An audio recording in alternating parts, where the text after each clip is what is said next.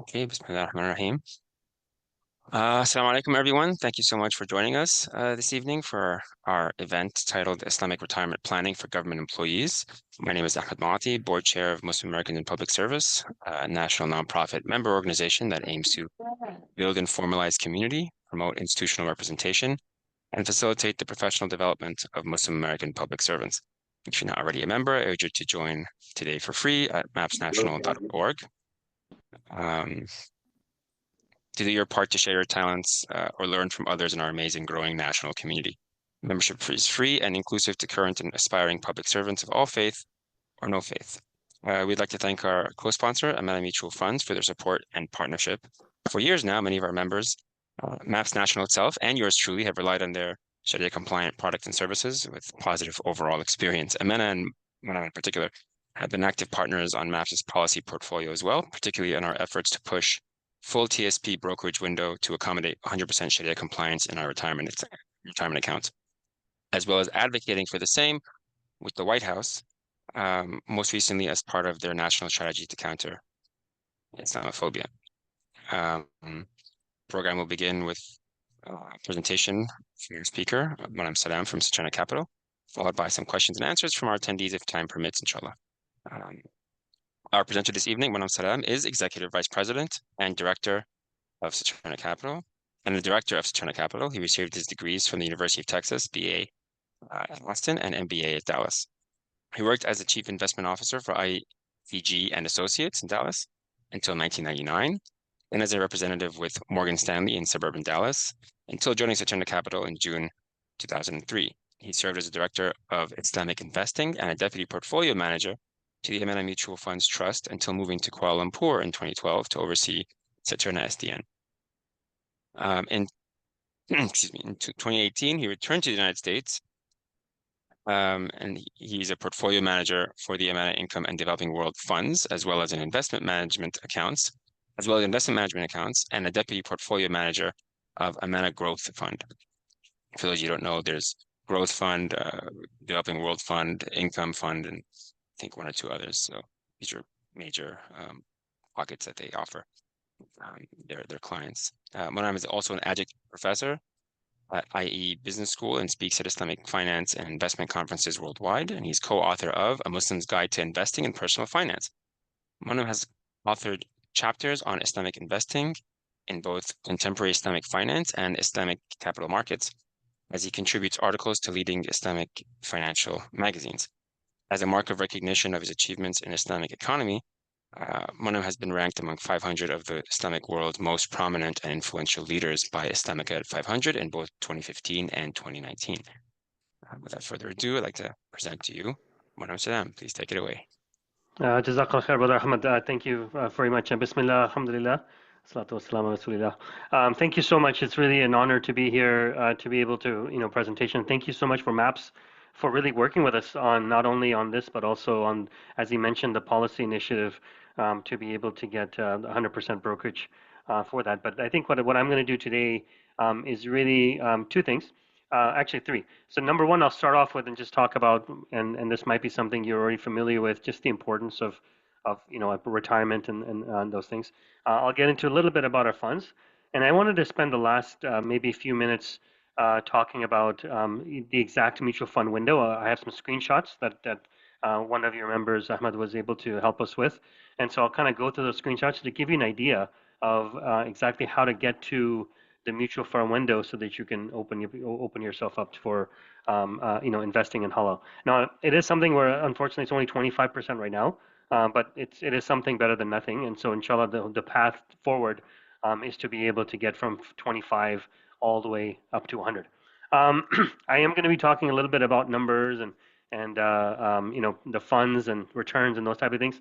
Just always remember this is not a bank product, so it is not guaranteed. It can have fluctuations, but in the long term, if you are looking for to save for something, and long term, I'm talking about 3 years or longer. There's no better vehicle that has happened in the past than the market, and so for multiple reasons that would be the case. So we get into why you would want to save invest, and particularly here I'm going to be talking about retirement. But there's other reasons as well, whether it be for eventually if you're younger buying a home, the cost of Hajj has astronomically gone up. I remember, back in the 90s and 2000s, it used to be $1,500, and I just found out from my uncle who went last year that it had gotten up to 12,000, and so that's going up. And so, how do you now, fund that part of it? Children's education, the same thing. And then the last one, which most people do think about or don't think about, are health savings accounts or just health savings in your retirement. How are you going to pay for it? As you know, obviously you'll be older, and because you're older, the healthcare care costs might be higher. And so, how do you say have that? Even if you have Medicare, that's going to be supplemental as well. So there's basically like a life cycle of investing, right? You start off, and when you're younger, you want to do capital growth. And as you get older, you're probably looking for income, and then as you get older than that, you're looking at probably preservation of capital. And so it kind of goes in a circle as far as the timeline's concerned. But as you leave money for your heirs, or you leave money for charitable organizations or those type of things, it is something where to go back to capital growth or something like that. So that's something to always keep in mind. And the next thing is that I want to focus on three basically habits of successful investors. There's a lot of them, and I'll get into some of these as I'm going through the presentation. The first one is save early and often, right? And I'll get into this a little bit earlier, but there's basically two times in your life when that you're going to have the most discretionary income to be able to save. Most likely it's going to be when you graduate from college and you have your first job. Living your life still as a college student will allow you to be able to save a lot of money. So that's the first time that you'd be able to save. And the second time is after you've now gotten married, have kids. The second time is going to be now that the kids are out of college, they're settled, having their own jobs. Then you have, you're earning higher money, and you have a little bit more discretionary income to be able to save. Definitely saving during the earlier time, which is in your 20s, is going to be much more worthwhile than saving later on, and I'll get into that a little bit as well. Understanding volatility. I mean, as I mentioned to you, the markets are very volatile, and and the best way to describe this, I actually had one of our colleagues, and I'll introduce her a little bit later on because she's in this presentation. When she mentioned it to me, I was like, wow, that's a really great example, and that's an example of as you board a plane and you're beginning to you have a pretty smooth taxi, the plane takes off, and as you're flying, there's a little bit of turbulence, and sometimes it gets a little bit more stronger than other times.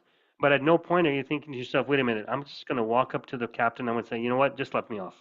I just can't handle it. Just let me off the plane. You're not going to do that at 25,000 feet. There's a goal in mind, which is the goal is going to be the city where you're going to go to. There is going to be turbulence along the way. And that's how you should really think about investments as well. That when you start off and you're investing, you're saving and investing, there's a goal that you have in mind, whatever that goal might be. And just because you have a little bit of turbulence, or sometimes very significant turbulence, doesn't mean you need to jump ship. It just means you need to hold strong to your strategy, maybe even add more money.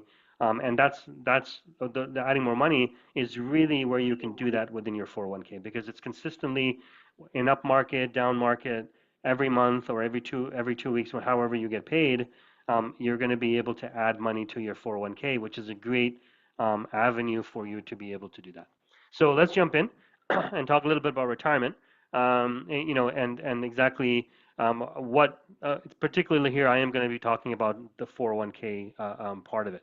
But generally speaking, you're going to have multiple sources of retirement income, and those are diminishing over time, right? So one is your personal savings and investment, pension plans, which really are becoming a dying breed, Social Security, and your employment. If you have to, then you can always get a second job or something like that in your retirement. But if you look at all these, the personal savings and investments, that's the one where the 401k comes in. The pension plans are going away. For Social Security, the average monthly check that an average person in America receives is $1,900, right? And so $1,900 in many places, I think Virginia is one of them, where that might not even cover your rent. And so how do you supplement that? And if you can't do it with your retirement savings, you will have to end up getting a part-time job. Now, earlier I mentioned, if you remember, start early and often.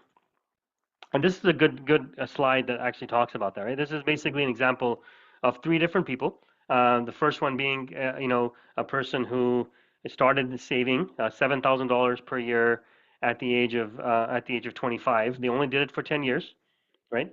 And this is the growth that you're going to see, and this is really the power of compounding that you see. The higher the value of the portfolio gets, the easier it is for the portfolio to grow even faster, just because of the compounding effect of that you're having in the growth of your portfolio.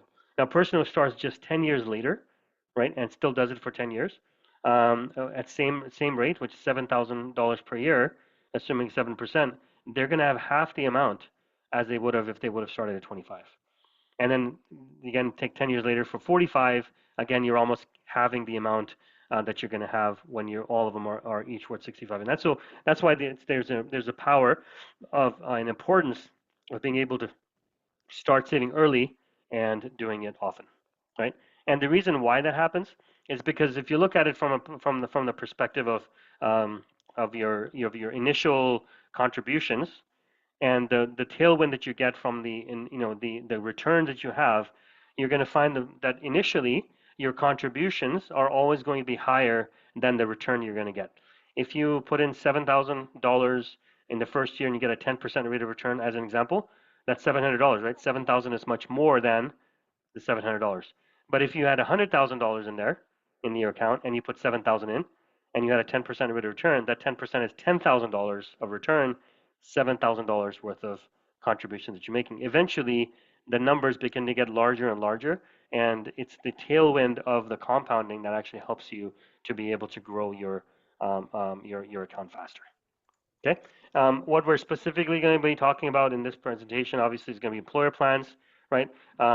Specifically in the TSP that you have, it is something that's pre-tax, which basically means that for every dollar or every $1,000 that you put in, you're immediately going to get your tax rate savings for that. So if you're in the, let's say, 25% tax bracket, for every $1,000 you put in, you're going to be saving in taxes immediately $250, right? And then at the same time, the government or any other plan might actually match you that program as well. So they would say, for the first 5% of your salary, whatever you put in, we're going to match you 100%. So if if you make $100,000, you put in 5,000, the company will match you, or the government will match you 5%, or 100% of the 5%. Which means that if you put in 5,000, they're going to add to it 5,000. Right? It's a great tool to be able to, again, save taxes and be able to save for the long term. And how you do that in your plan, that is something that we'll talk about later. But because it is the company that's actually providing the plan for you, they are the ones who are going to pick the selection of investments. They're not going to pick exactly what to buy, but they're going to pick from the pool of investments that you're going to be able to choose from, right? And then they're going to decide what the matching contributions, if any, there's going to be. And if they are opportunities, they'll allow you to maybe borrow money or and how much to borrow, those type of things as well. One of the things that happens, and I don't know if this is in the TSP or not, but sometimes there is a Roth option. A Roth option basically means that, as I mentioned to you in the 401k, you get immediate tax benefit by saving taxes now. But when you actually withdraw the money when you retire, you're going to have to pay taxes on it. What the Roth account, it's the opposite. You have already paid its post-tax income that you're going to be putting in there. But the advantage is that when you take the money out in your older age, you'll be able to take it out tax-free, right? Really, it's saying that when you're young and in a lower tax bracket, do the Roth option. And as you get older and you're in a higher tax bracket, you might want to switch over to a traditional 401k. That's to be able to hopefully try to maximize that. But there's not a set rule or exact formula. It really depends on your personal situation as to exactly when you do what you do. Okay. So that being said, now let me jump a little bit off the next part of my presentation is really about Islamic investing. We talked about the vehicle, which is the 401k. We talked about the importance of investing to be able to save for those things, and really having the power of compounding. What I'd like to do now is turn to what does it mean when we say Islamic investing. Now, this has been an evolution over the years. Now, I think Ahmed mentioned to you, we have been around, the amount of mutual funds have been around since 1986. And so initially, what the guidelines we had initially back in 86 are not the same guidelines that we have today. There's been evolution and ijtihad that's been done to be able to come up with these guidelines. And now, for the most part, there is a consensus globally of what it actually means to have your investments be halal or do investments according to Islamic principles. Now, for us particularly, right? Initially, in the back into 2000s, when we came up with our latest iteration of the guidelines, we used the Fiqh Council of North America. And then afterwards, after a few years, when I had gone to Malaysia and seen some of the work that they're doing, we actually left them, and we have Amani Advisors, who is our what's called a Sharia advisor, and they are the ones basically who audit us. We go to them for any questions on issues that might come up in the stocks that we own, but they were the ones who approved our guidelines, and then on a quarterly basis, they review our portfolios to make sure that we're following the guidelines and thus that our stocks are halal. And then what they do is they issue a letter on a quarterly basis. And for those of you that are interested, those letters are available on our website to be able to review if anybody wanted to. Right. So what are those guidelines that we're talking about?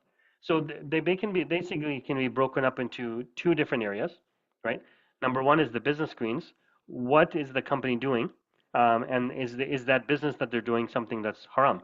So obviously, banking, insurance, alcohol, pork products, all of those things that the Sharia prohibits, we would not be able to invest in as long if that was their primary business that they were doing. But that being said, all companies will have some form of, either they'll have a bank account where they'll be drawing money from in interest, or they'll be borrowing money in the debt markets, and that's how they're going to be earning some or paying the interest as well. So there's going to be some form of that. So what we're trying to do in the financial screens is we're trying to limit that company's exposure to any and to these types of debt and or borrowings and or savings that they have. So the first way we do that is we look at total debt to 12-month trailing market cap, right? What is the value of the company and how much debt do they have? And it has to be less than 33%. Now the key to remember here is that we're not trying to get to 32.9 at all times. We're really trying to find companies that are zero, and if we can't find enough to be able to diversify portfolio, we'll go to 1, 5, 10. We'll try to increase incrementally up to be able to find a happy medium between not being 32.9, but also not having a portfolio that's so volatile that in any given day you're going to get ulcer in your stomach because it's so volatile. The second one is the accounts receivables to total assets. And that one, what we're trying to do is make sure that the company is not majority trading in cash, or the value of the company is not majority in cash. Because if it is, then you cannot trade the company for a profit or a loss or a premium or a discount, because that would be considered riba and not allowed. And then the last one, which is the 5% haram revenues. So in everything that we do, obviously, as I mentioned to you, if the company is earning some interest from their investments or their bank accounts that they have, that interest revenue is going to show up on their books. And so we want to make sure that we're limiting that as much as possible. Now, in years past, because interest rates were closer to zero, that was not an issue. Nowadays, because interests have gone higher, that's becoming more of an issue, but still, for most companies, it's well under 1% of their total revenues. But it's something that we watch for whenever we are looking at our portfolios.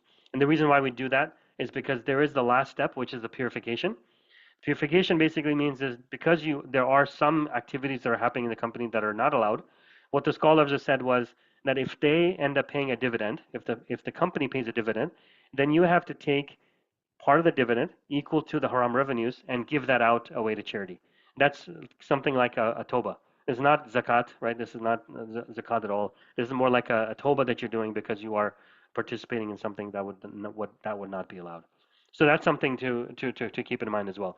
Now, the other thing, so for our funds, what we do is that we have a purification calculator on our website, and our fiscal year end is May 31st. And so as soon as the fiscal year ends, we get our audited financials. Usually by August, we have the formula or uploaded the value of how much you need to purify.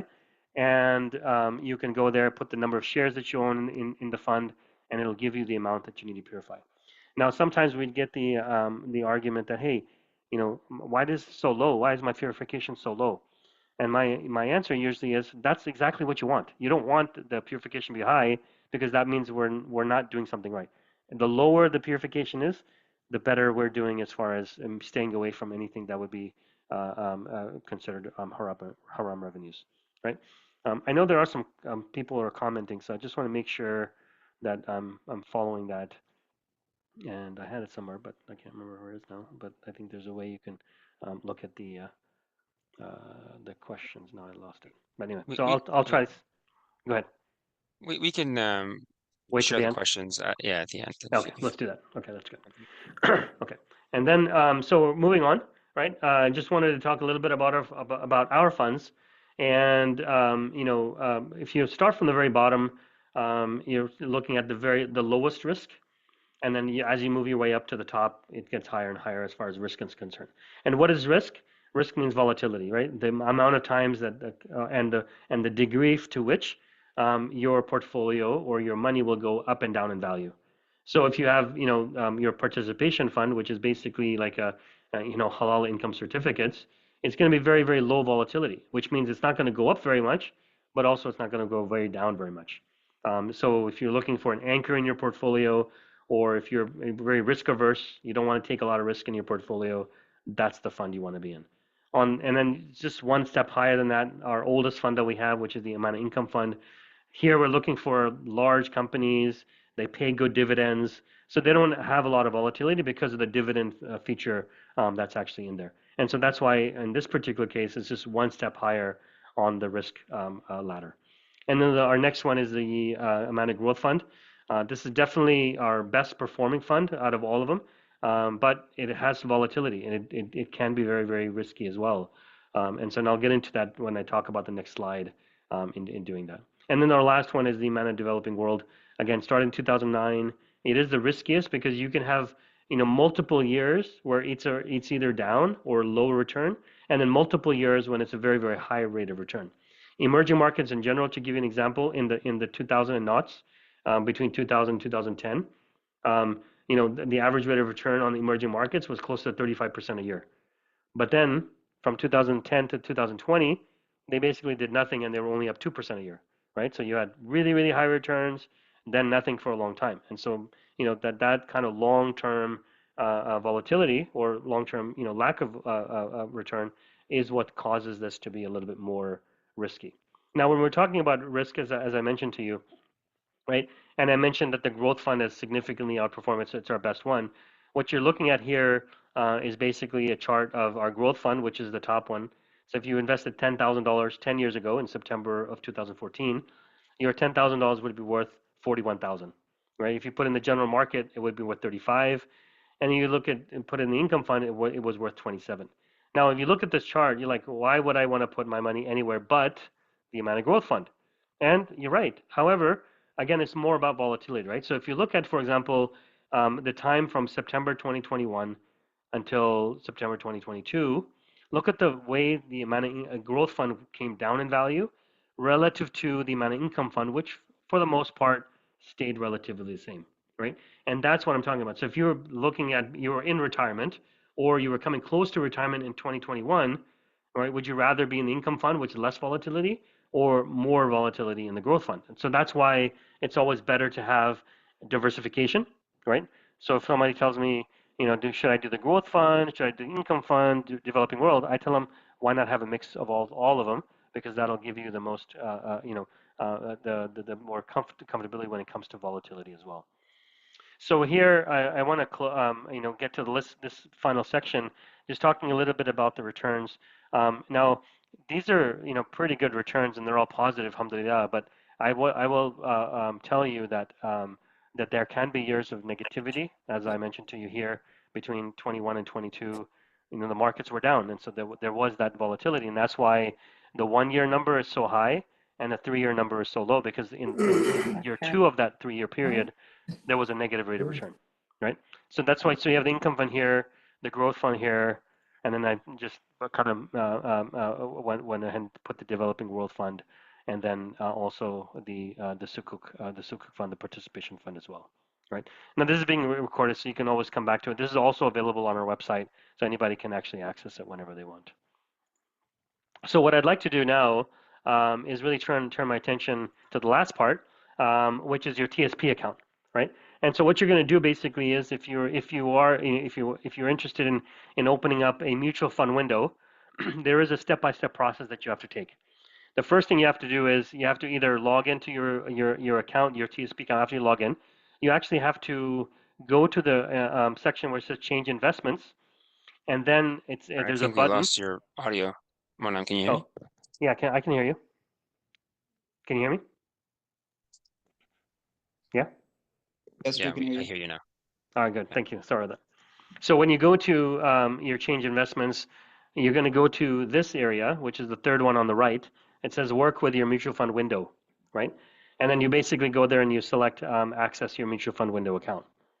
Once you've done that, it's going to take you to another place where you have to create an account, right? So there's a step-by-step process. You have to create the account, and then you can begin to now physically have to, or online, you have to move money from your investments over into the mutual fund window, right? And once you've done that, right? Once you've done it, then you can actually begin to choose which fund you want to be able to buy. And there is a lag. So, for example, the day that you move the money over, right? So first of all, you have to ask for it. That might take a day or two. Once you have access to it, then you have to basically say, I want to move my money from the regular window account into this window. Then that might be another lag for it, right? And then once you're ready to do it, then you basically go onto this screen, and in this fund provider, you look for the word Amana, right? And that's where it's going to show up to then do that. And then depending on how much money you have that you can move over, again, it's only 25%. They are going to allow you to be able to buy, which is right down here on the right, that you're going to be able to buy and do that. Okay, so that's how you basically end up purchasing that amount. Now, this is still within your overall 401k wrapper. And so for that reason, the matches that you're getting, the flexibility that you have with whatever 401k you have, the same thing as you're going to get from this window. It's just that the window is allowing you the opportunity to choose what you're investing in. And because of the choice that you have, you can choose to make your investments halal. Okay, so that's how you basically go through the actual thing. And as I mentioned to you, like right on the fund provider, you go choose amount of funds, and then you'll be able to purchase the actual thing. Now, one of the my colleagues who wasn't able to join today, her name is Summer Tariq. She's in the East Coast, and so you can easily kind of contact her if you want more information, or if you need help in being able to walk through what I just explained now. If for some reason I wasn't very clear, I apologize, but if she can definitely help you to be able to do that. And then also on the call today, I do have Oways Dadaboy, who's also on the call, so you can also reach out to him as well, who can be a secondary source of doing that. So I want to stop here. I think probably now's a good time to be able to maybe start, looking at questions and really being able to ask them. So I'll go back to the top and start maybe looking at some questions and answering them. Will the presentation slides be available? Well, it's being recorded, so I think it should be fine. Isn't the 401k federal TSP interest-based?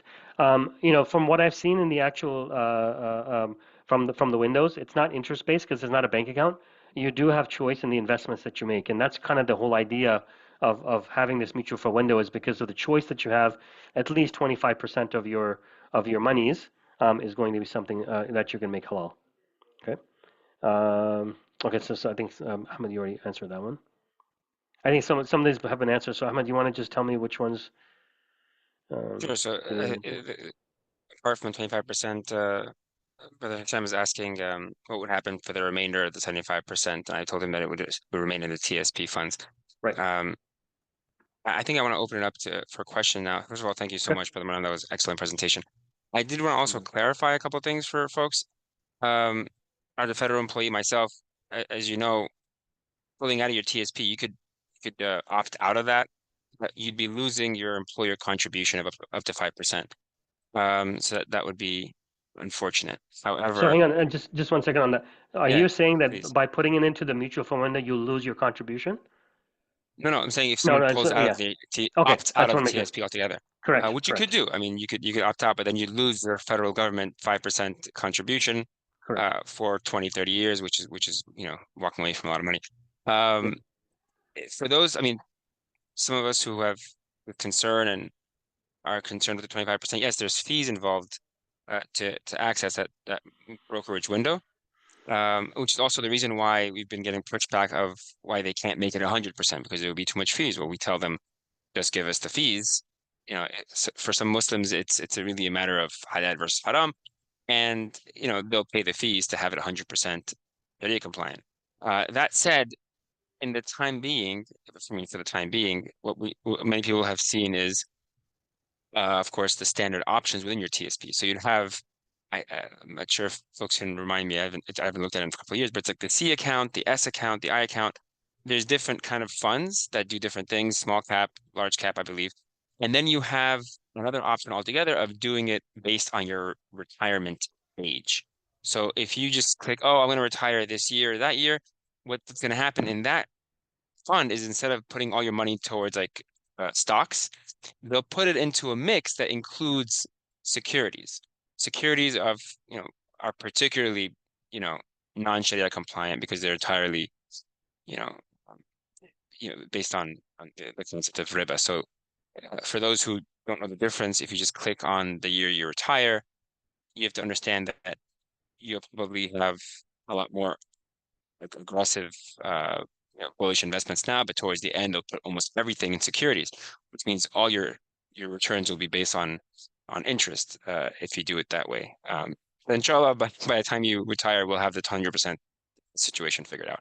All right, so if you have questions, you want to raise your hand and we'll call you. And I see additional questions coming up here.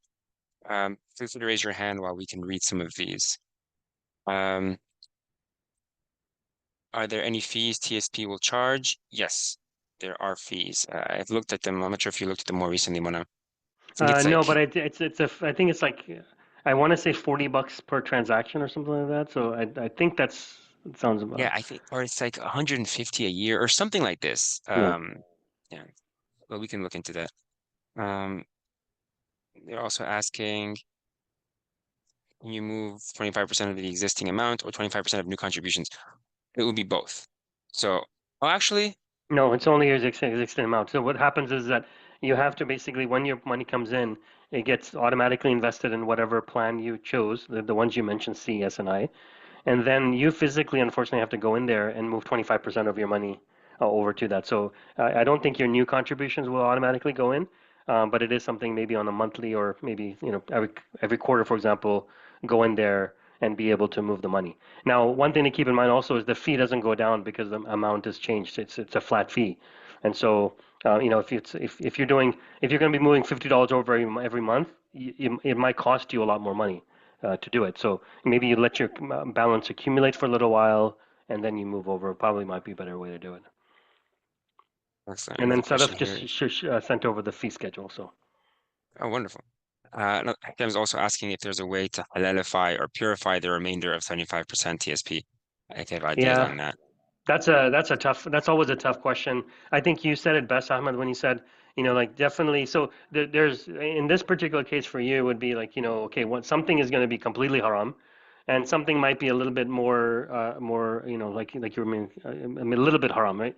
So if you choose, for example, a bond fund, or you choose the a very very conservative allocation, or you choose an age based and you're closer to retirement, then majority of your money is going to be in something that's haram. So what I would recommend is rather than doing any kind of an age-based or conservative, and I know it's going to be more risky for you to do that, but maybe the more aggressive you go, the less chances are that that money is going to be 100% haram. Not you can't guarantee it, right? They will buy things, but it is what it is. So what I would look at is look at the funds. You can go to the holdings as well, and what you want to be looking out for is the obvious ones, right? You want to be looking out for financials. You want to be looking out for individual companies, they actually sometimes do list out every company. You want to watch out for, alcohol, Diageo, and those type of companies. So you want to kind of take a look at it and say which ones are going to be less in the haram than the not. And the way I kind of look at it, and this is just purely my thought on this, is that let's supposing you're putting in, let's say $5,000, the company or the government is matching you 5,000, and you're saving taxes, right? So that 5,000, you might be in your 25% bracket. You're going to save $1,500 in taxes. So really, out of the 5,000 that you put in, or the $10,000 account, you have 7,500 of it or 6,500 of it, which is not really your money from a loss perspective. Meaning that even if the market goes down by 10%, you're still losing money. That's technically not yours. It came in from somewhere else. And so what I would say is, even if you go aggressive and the market does go down, number one, it gives you time. You have time to be able to recover. But at the same time, you're not technically using your money, the one you put in.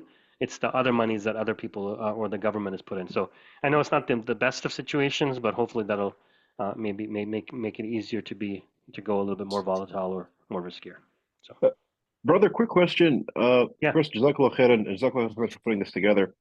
So like if you go to the C fund, for the top holdings, all but two are actually Sharia compliant, at least according to the Finespi or Zoya. Like you have Meta, you have Google, you have Nvidia. These are all like performers that are Sharia compliant. Like, can you like retroactively in the future? Because like how the there are different platforms that help you purify your portfolio, and I'm wondering in the future, can you do that retroactively? Let's say you get rid of the JP Morgan or you get rid of Berkshire Hathaway, which consists of that C fund, by the way, but they're not the top ones. They're still in the top 10. But can you like in the future retroactively go back and see what you invested in and just pull out the ones that were not compliant? and so what do you mean by pull out though? Like, are Or you like, take the money that you made off of them? Would you be able to give it away? yeah, like donation wise, because like they say that like say if you have like I was doing research before on different platforms, like Islamic Finance Guru or Yeah, Zoya. They tell you to basically like the profits that are not permissible, you have to give them away. yeah. And I'm wondering if that's something that you can do like in a similar way. Let's say, for example, a C fund, the top 10, two of those are not allowed, period. Yeah. And can you like can you somehow calculate the money that you receive from that and just give it away to purify your Yeah. holdings? So that's a good question. So there's yes, definitely you can do it. That's just a blanket answer, right? But it gets a little bit more technical than we were talking about. So for example, let's supposing you had a fund that just had five companies to keep it simple, right? And that those companies were like all technology, and one was JP Morgan. So now you say, and if the value of the portfolio went up by $5, right? Well, you can say, well, I can give $1 away. But it could be that JP Morgan that time period went down in value and everything else went up. So you're really giving away something that you didn't have to. So it gets really complicated from a technical perspective. So what I would recommend is keep it simple, right? And here's how if I had to do it, I would do it. Keep it simple, right? So I would look at the holdings, and I would just look at, for example, those that would be just generally would be considered haram. So alcohol companies, banking, insurance, that type of thing, and look at that percentage, and just look at it once a year, right? And as you look at it, let's supposing it says 20% of the fund was not allowed. What I would do is, take 20% of whatever earnings that you had for the year, and give that away immediately, like now, rather than wait until you retire and you can pull the money out. And how you do that would be from your savings account, checking account, something like that, not from the actual TSP itself. Why are you doing that now? Because I can tell you that, for example, if today, if after 1 year you had to give, let's say, as just like $200 away, right? After 40 years, you'd probably have to give away half of your money. And I can tell you, when you're trying to give away half your money, Shaitan's going to come to you and give you all the reasons why that you're okay not giving that money away. So if you are going to follow that one, I would say do it yearly so you can avoid that temptation, and just kind of do it on a consistent basis over time. And then once you leave the company, then you are allowed to roll it over And so as you roll it over, no tax consequences, then as soon as possible, do that so you can now begin to make that money halal. I hope that helps. That really does actually. That's a fantastic answer. Jazakallah khairan. Thank you. Welcome. Thank you, Hisham. Anyone else, Thanks, please Simon. raise your hand for to be called on. And in the meantime, we have a really good question here. And by the way, thank you again, Salah, for sharing all this information. It was 150 a year, which again sounds a lot, but then again, you have dozens of thousands that they're accumulating if you have the full 5%, or in my case, many more percentage than that. And then you have their boss putting in 5%. So it's worth it. So a really good question here came in from someone from New York City government. NYC retirement fund only allows you to invest 20% through Charles Schwab. Can you buy the funds via Charles Schwab? Yes, you can. Yes, yeah. Yeah, as long as you have a brokerage window within Schwab's platform, yes, you would be able to do it. Thank you for that. Including the MNF funds, you're saying? Correct. Yeah, because once the brokerage window is open to you, then it's a matter of being able to buy whatever was on the Schwab platform, and we are available on pretty much every single platform that's out there. Wonderful, excellent. All right, other questions? Please raise your hand, or you can just shout out.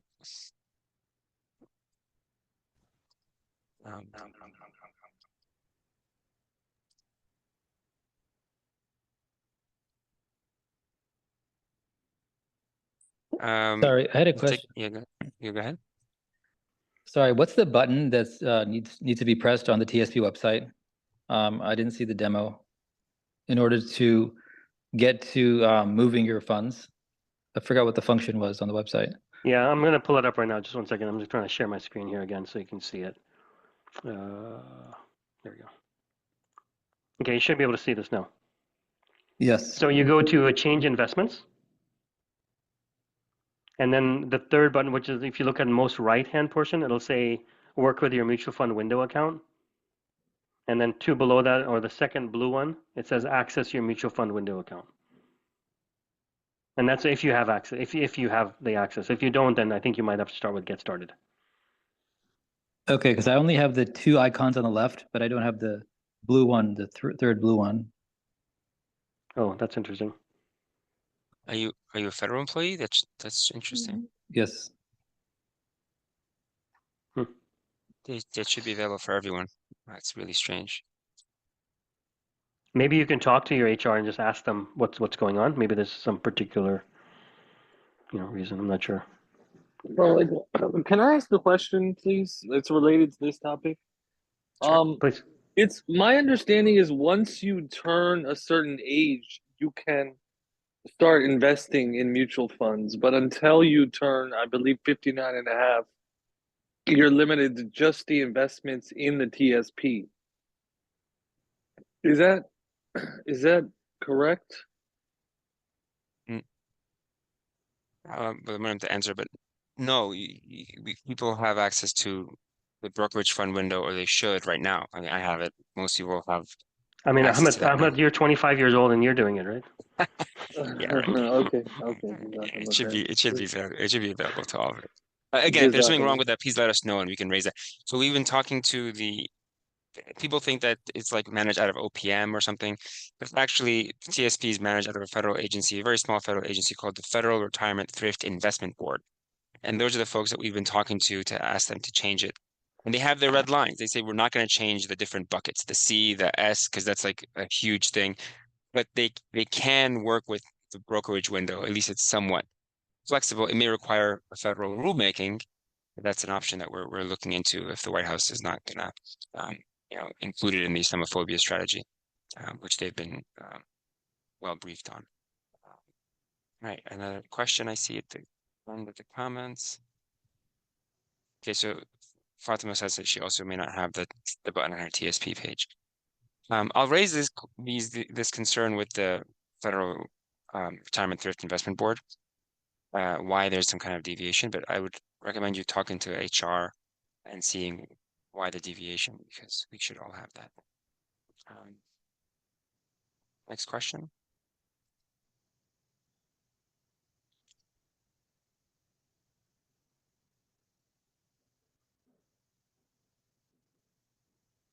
Assalamu alaikum. Has anyone done an analysis of what the least bad or the least haram fund is out of the C and the S, things like that?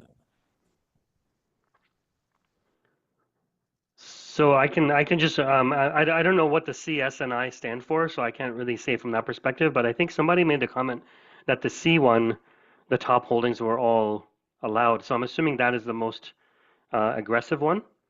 So generally speaking, I would say the aggressive ones are going to be less haram than the conservative ones. Yeah, from what I understand, and there's I think there's YouTube videos about this uh that are more detailed as to which buckets contain what kind of investments. From what I understand, the buckets tend to be different size companies. So you have one that's, I think it's international, I believe, one that's like large cap and one's a small cap or something like this, but they're all tend to be stock or equity holdings. Correct. So that's what I understand. I mean, you can verify that, but the thing that you should definitely watch out for is the like the set it and forget it thing, where you just tell them, listen, right now you can say 75% C, 25%, 10% S, and 2% the other one.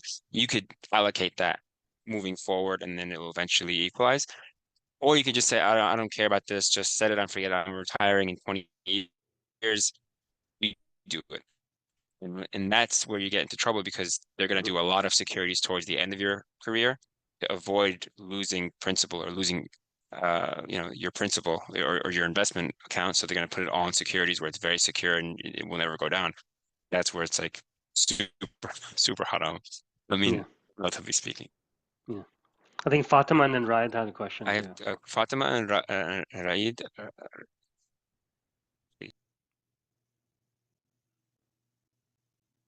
Fatima?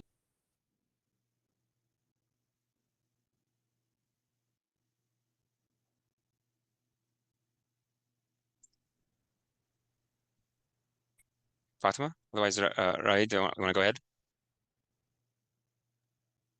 Yes, Assalamu alaikum. This is Raad. Fatima Pashai. I'll defer to Fatima. Fatima?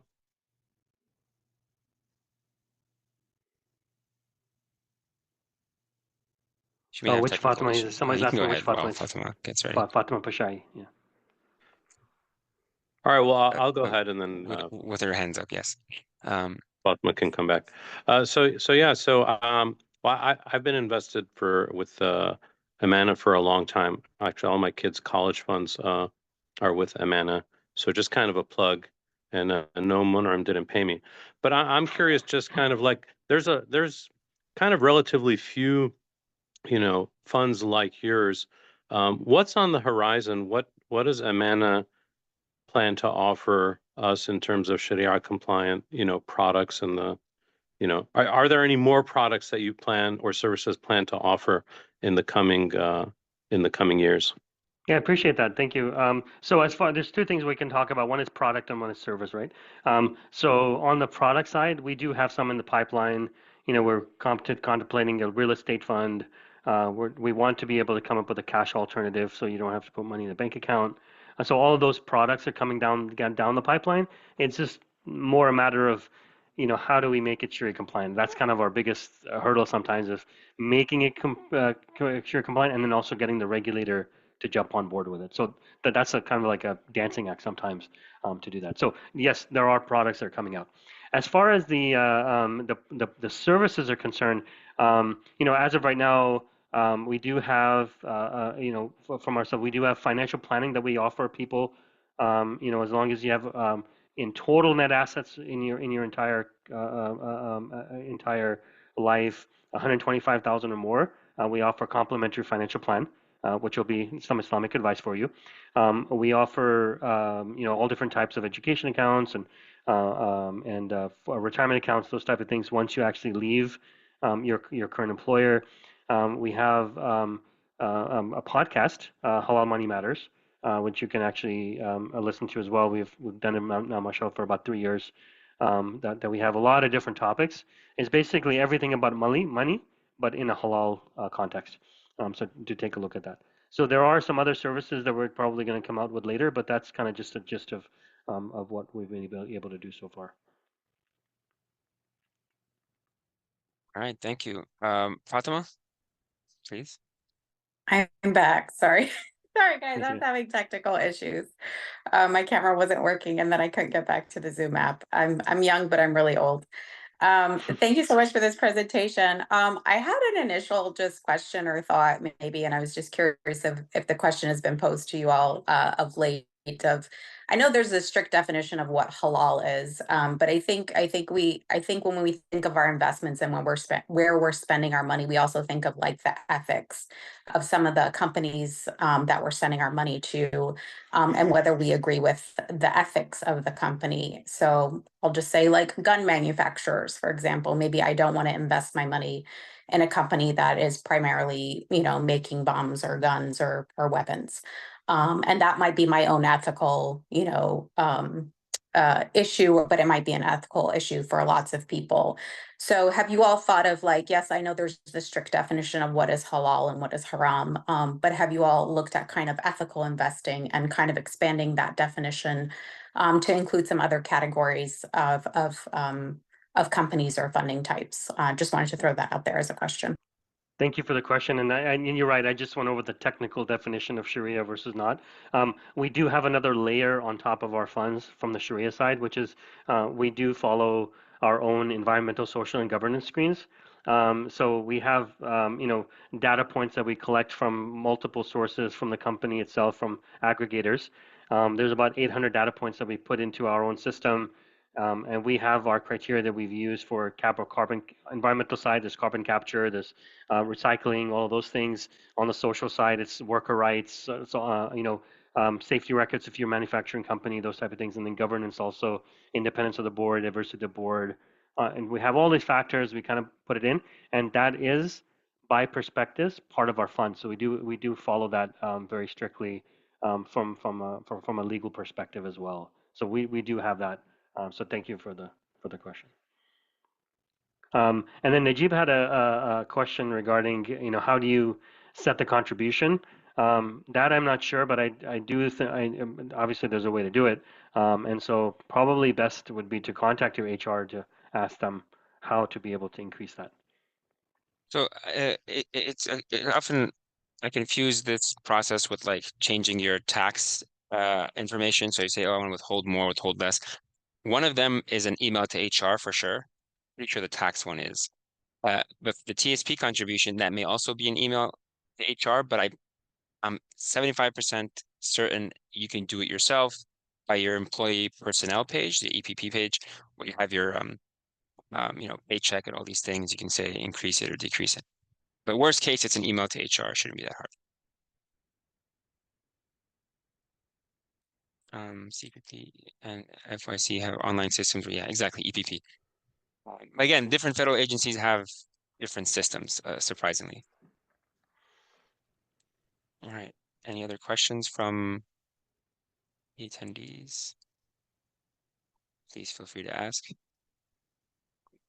Monem is a very resourceful and knowledgeable person, so why you have him here? Get free financial advice. Just to clarify, the minimum amount you have to have is 40,000 in order to do the transfer. Is that correct? In order to do the 20% is. Do you see that somewhere? Because that sounds correct to me. I think she mentioned not only is it 25% and there's fees, but you have to have a certain threshold before you are able to do that. But if you've been in the government more than a year or two, you should have, I don't know, that possibly have that threshold if it's within 5 years. I was looking on the TSP help files, and it said something about mutual funds that I think the minimum transfer amount is 10,000. I'm not sure. Does that sound right? And you have to, yeah. I believe that's correct. I mean, I remember them having a minimum balance requirement, and they had to have a minimum. I think there's a minimum transfer amount, if I'm not mistaken.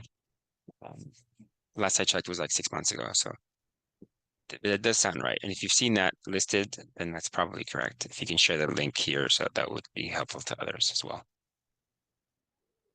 Okay. So the 10,000 minimum transfer would make it 40,000 because 10,000 is 25% of 40. So that would make sense. Oh, yeah, there you go. That makes sense. Yeah. Other questions? Ah, okay. So somebody just asked a question about the expense ratio. So I had actually put that up here on the slide, but I'm going to share it again, so that you're very know exactly what's going on. So just one second. Let me share my screen here. Okay. So this information is on our website. So please feel free to go to our website. You'll find this information as well. But if you look at the very right-hand corner, all of these are the expense ratios. And then you want to be looking at, because this is a retirement account, all of our retirement the assets go into the institutional shares. So these are the fees, 0.76, 0.62, 0.98, and 0.58 are the annual expense ratios. So.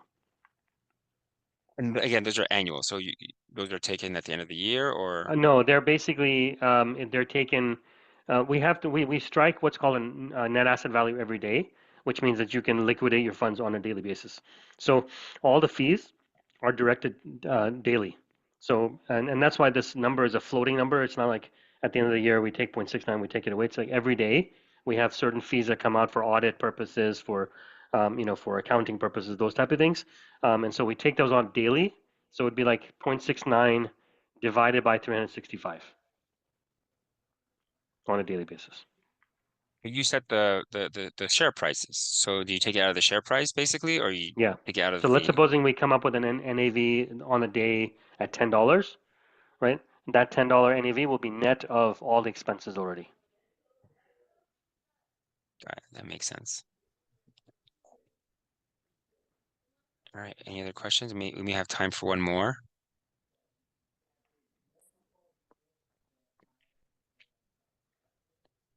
What percentage amount should we be contributing from our paycheck as general advice? You have opinions? I do. As I mentioned to you, so first of all, it's a balance between putting so much that you can't afford your food at home to putting as much as possible.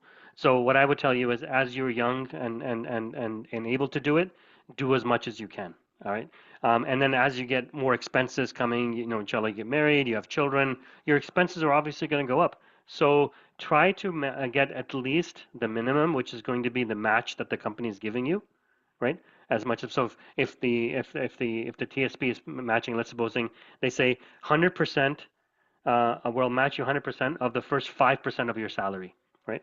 So if that's the case, try to get to that 5% salary, because they're just going to give you dollar for dollar every single thing that you're going to do. So try to maximize as much as possible whenever you can.